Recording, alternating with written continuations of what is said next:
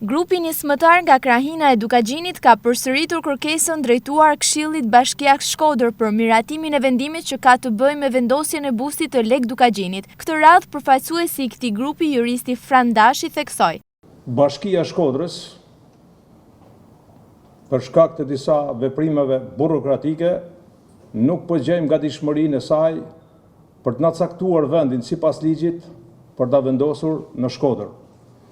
Historinë e Lek Dukagjinit të gjithë ne e dim, ai ka qenë një prijes, krau i djathtë i Skënderbeut, i Gjergj Kastriotit. Me emrin e tij është krenuar Dukagjini, Shkodra dhe gjithë shqiptaria në gjithë botën. Dashi tha se busti është gati dhe nëse miratimi i vendimit do të vonohet, ata do të bëjnë thirrje për një manifestim paqësor bashkë me bustin e Lek Dukagjinit para Bashkisë Shkodër. Dashi shpjegoi gjithashtu se kjo kërkesë nuk ka lidhje me zgjedhjet e 11 majit, pasi është bërë që në shtator të vitit të kaluar dhe i takon ligjërisht Benet Becit si kryetar i Bashkisë Shkodër që të veprojë.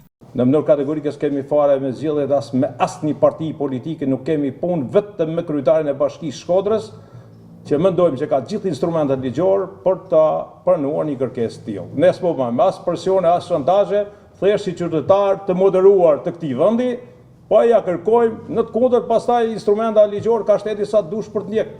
Lek Dukagjini njihet në histori si princi i Dukagjinëve dhe bashkohesi heroi ton kombëtar Gjergj Kastriot Skënderbeut. Emri i tij deri në ditët e sotme veç të tjerash përmendet edhe për kodifikimin e kanunit, ndaj dhe quhet Kanuni i Lekës.